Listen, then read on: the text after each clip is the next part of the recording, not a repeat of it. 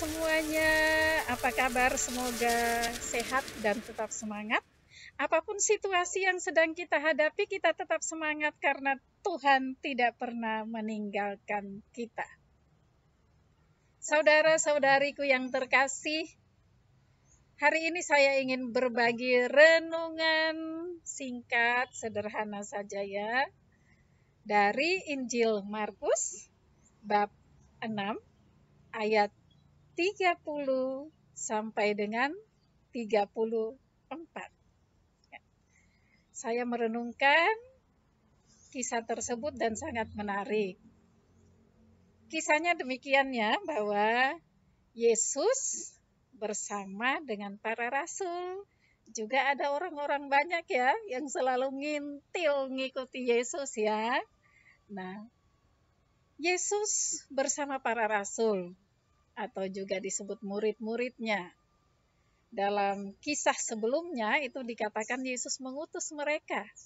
Mereka diberi kekuatan, mereka diberi kemampuan ya untuk menyembuhkan, juga untuk mengusir roh-roh jahat ya, mengusir roh-roh jahat. Nah, ternyata mereka kembali dengan sukacita menyampaikan kepada Yesus. Bisa dibayangkan ya, murid-muridnya kembali bercerita dengan sukacita. Kenapa? Karena mereka sudah berhasil melaksanakan tugas perutusan dengan baik. Nah, mereka cerita dengan sukacita ya. Lalu Yesus sebagai seorang pemimpin, pembimbing yang berhati ibu tapi juga berhati kebapaan ya. Dia pasti bahagia sekali, senang sekali, seperti seorang anak kalau datang menceritakan keberhasilannya, pasti orang tuanya senang. Dan Yesus melihat, waduh, mereka kok bahagia sekali ya, rupanya mereka udah capek sekali, ini kayaknya perlu, mereka butuh istirahat. Maka Yesus mengajak mereka untuk pergi ya, pergi ke seberang, yaitu di tempat yang sunyi. Untuk apa? Untuk beristirahat bersama Yesus di tempat yang sunyi. Berarti mereka ada di tempat ramai ya. Yesus mengajak mereka ke tempat sunyi. Dan yang menarik juga bahwa ada yang nguping loh. Orang-orang banyak nguping.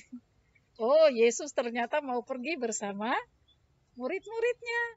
Dan orang-orang banyak ternyata sudah pergi mendahului mereka ya ke tempat tujuan, ke tempat yang mau dituju oleh Yesus dan murid-muridnya.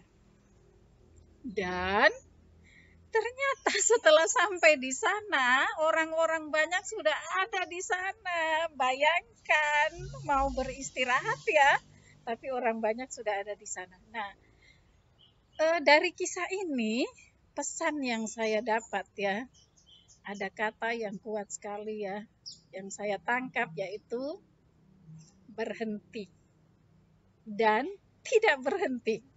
Ya, berhenti dan tidak berhenti. Berhenti yaitu istirahat. Yesus mengajak para murid untuk beristirahat.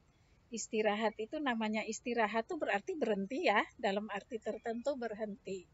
Beristirahat atau berhenti bersama siapa? Beristirahat bersama Yesus. Berhenti. Nah, kata berhenti ini sangat mengusik saya. Ya, sangat mengusik hati saya.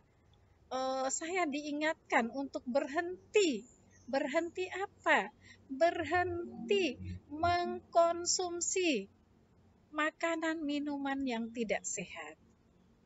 Saya ulangi lagi dulu, ada satu kata yang perlu ditambahkan, berhenti dari kebiasaan makan minum yang tidak sehat. Ya, ini mungkin ya ini salah satu kelalaian atau kesalahan saya ya. Tentu juga banyak orang juga mungkin mengalami yang sama. Saya diingatkan berhenti dari kebiasaan-kebiasaan. Kalau terkait makan dan minum berarti berhenti dari kebiasaan makan dan minum yang tidak sehat. Ya, bukan makan dan minum yang tidak enak ya. Yang bukan berhenti dari makan minum yang enak ya, karena makanan enak itu juga ada yang sehat. Tetapi ada juga yang enak tetapi tidak sehat. Ini pesan yang pertama terkait makan dan minum. Tapi juga berhenti dari kesibukan-kesibukan. Sibuk mikirkan pekerjaan, sibuk mikirkan perasaannya, rasa takut, rasa gelisah, rasa bimbang, rasa aduh kok aku bisa enggak ya, berhenti dari kesibukan-kesibukan itu, berhenti untuk apa? Berhenti dan beristirahat bersama Yesus di tempat yang sunyi. Artinya apa?